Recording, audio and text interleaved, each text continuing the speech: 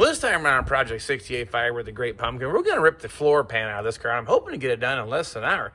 Think we can do it? Well, I guess we'll find out, but time doesn't really matter. I just want to say I think we get this out pretty quick. So you want to see how it's done? Stay tuned. Hey, glad you stopped by again, playing some cars here in the garage, in the old Vinyl Village garage. It's demo day on the 68 Firebird Project, the Great Pumpkin. This whole floor pan is coming out of here. So we're going to get this thing cut out, show you how to get to it. But then once we get all this stuff cut out, well, then we can start putting the layers back together. The first piece of operation is going to be replacing the inner rocker panel. So that's like layer one. The next part then is the actual toe board that goes in there. Then the actual subframe mount also needs replaced on that side. That's how that stacks in there. Then we're going to do the same thing here to the passenger side. Not nearly as rusted, but still needs a little loving. So we're going to get into that and cutting all that out. Then we'll start putting things back in. And once all those pieces are in, then we put the one-piece floor pan back in. But before we jump to that, we need to get all this stuff cut out and get out of the way. Now, we don't have to be too delicate because we're not salvaging pretty much anything you're seeing here in the center of the car. It's all going to go to the scrap pile. I do want to be delicate around where the frame rails come down across the back here. So probably cut out around those. And here on the drive shaft tunnel back here in the back, there's a rubber stop mount. They're big rubber brick basically mounts to the bottom of the car. That doesn't come with the trunk floor or the main floor pan. So we're going to be careful around that area, cutting it out so we can salvage and reuse that part. But other than that, just cut away until it's all gone 100%.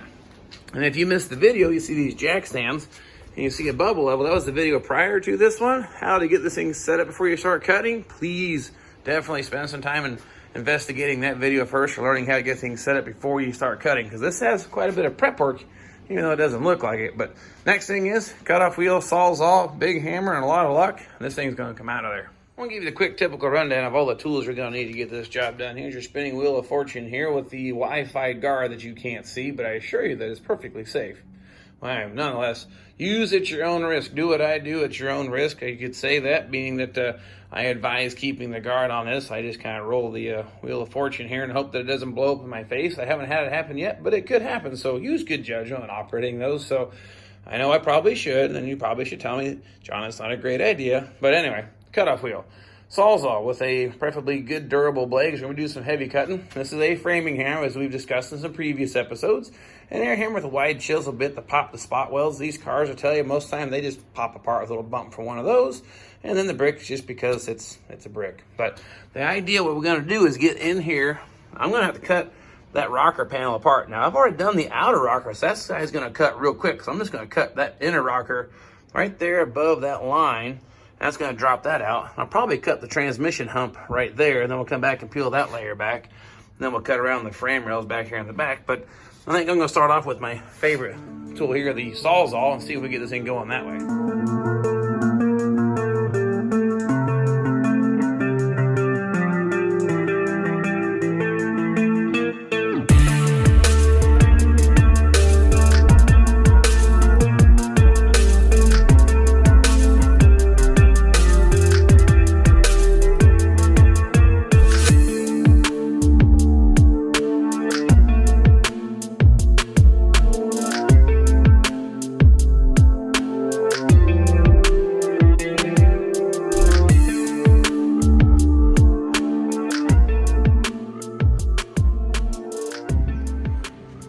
So there you have it, about 5 minutes worth of work. I have the floor pan now, the majority of it sitting on the garage floor.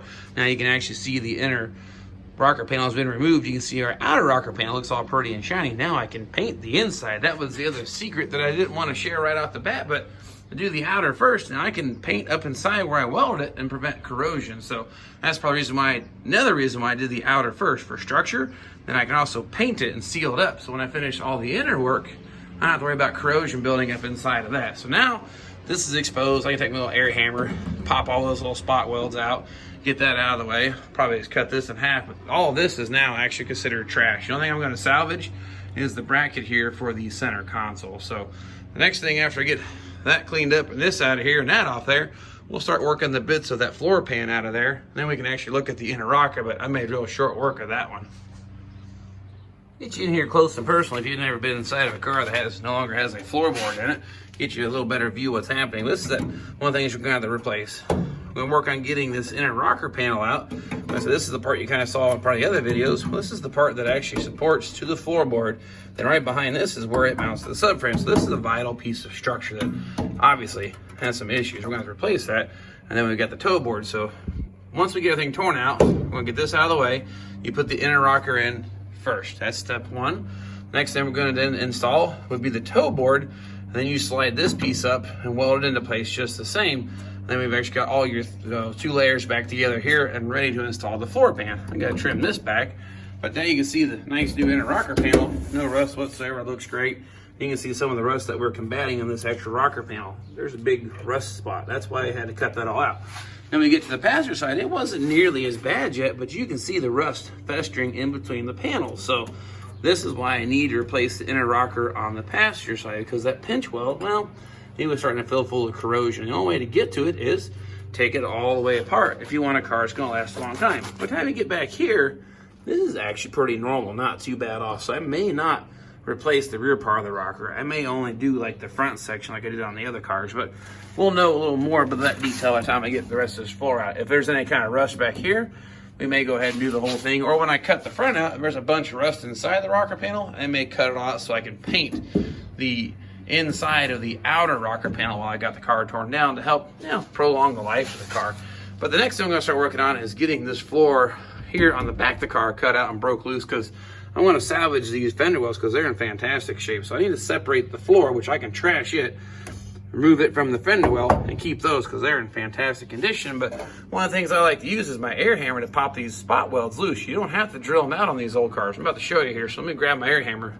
I'll be right back. All right, well, here's the part that I want to show you. This here is still factory spot welded to the floor pan to the inner rocker panel. I'm gonna drop my air hammer, which has kind of a wide chisel bit on it, in between the two panels here. Get a little bit of a bump, you'll see the thing just pop right apart.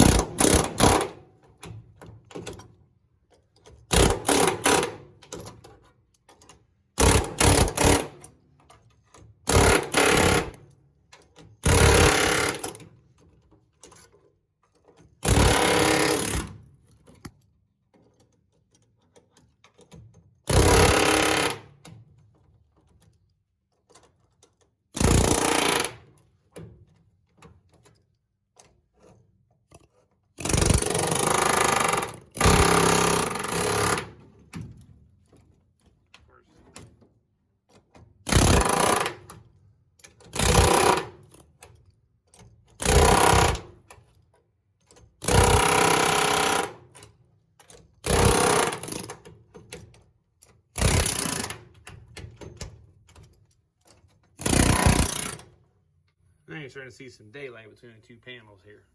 You just keep working it out until you get all the spot welds snapped, because most of the time you got a little bit of rust in there anyway, because we already discovered this is a bunch of rust here. And all the way through the whole floor there. Keep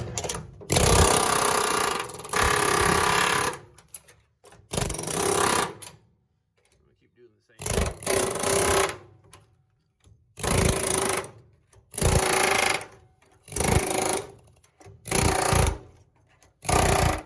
Okay, I got the air hammering all done. You can see a gap front to rear on the back of this thing. And once I get it apart, you can hammer and dolly that edge there on the wheel well, and it won't have any damage at all. You just kind of buzz off the grind a little bit of the spot welds. We'll get that exposed a little further here in a minute. But the next thing is, this here's where the frame rail is tied into the floor pan itself. I need to salvage the frame rail, so I'm gonna make a cut. You'll see a little ridge on the floor here. I'm gonna cut just on that side of that ridge and bring it all the way forward. It comes straight forward, and I can actually reach under here to kind of get an idea where the frame rail's at. But we're gonna bring that thing all the way forward and cut that whole section out of the way. And I'll do the same thing on this side. There's also, just on this side of that ridge, that's where the frame rail's at, so I think I'll make the same cut. I'll just run it straight down here. So basically it's gonna leave just the sheet metal strip on the frame rail. Then I'll take the cutoff wheel, I already started on it here, cut around the bump stop here underneath. So here, up the transmission or drive shaft tunnel, then go back this way and go straight across. So we'll do the same thing to this side. Leave the frame rail sheet metal on that. And once you get it cut out of the way, just take the air hammer and pop, pop, pop, pop, pop. You'll pop that thing right off there. And we'll get this thing cut across here and here. This center section is gonna come out pretty quick.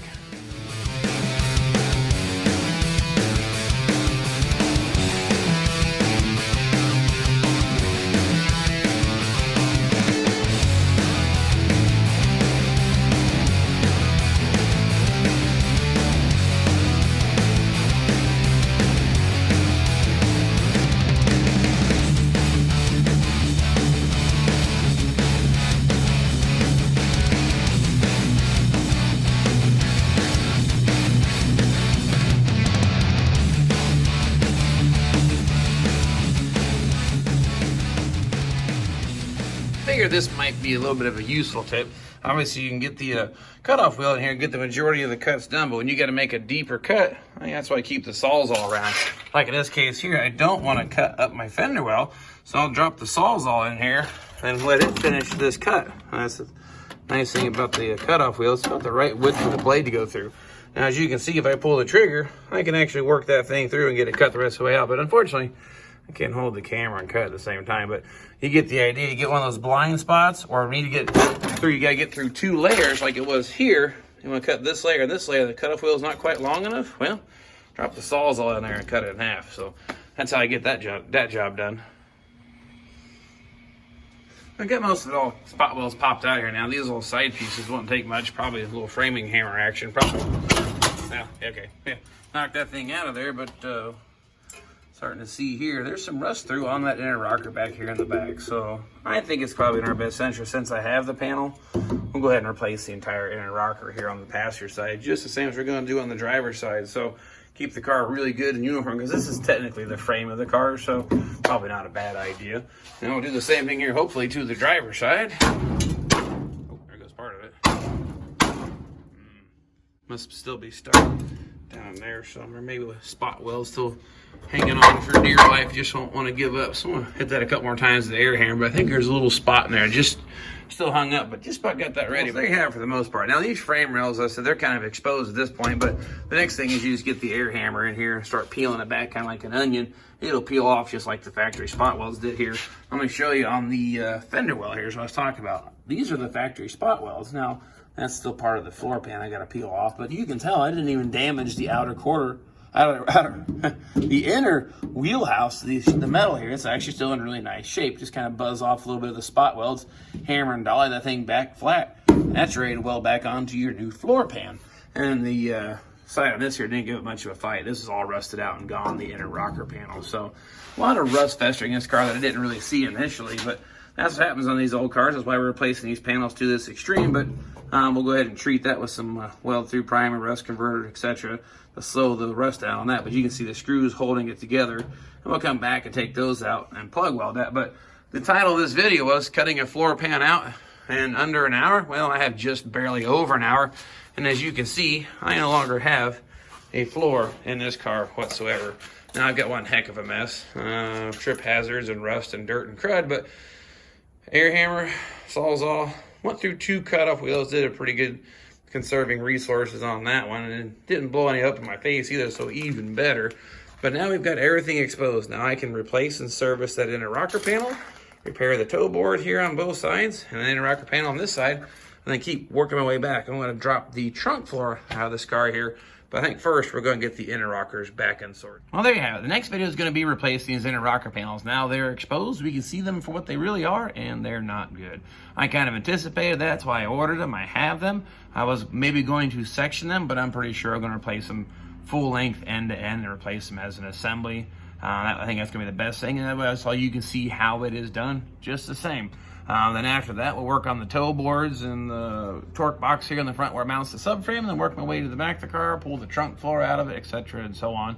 So I got a lot of metal work yet to go on this car, and it's kind of my favorite part of the journey anyway. So this part I really dig. And of course, I said it was going to be about an hour. I have about an hour and 10 minutes invested into it, but if I didn't have to drag you guys along, I'm pretty sure I could have met that goal. But hey, I don't mind whatsoever if you guys get a little something out of this and get a little education, have a little fun. And like I said, I typically say, see how not to do this? Well, maybe that helps you out just the same.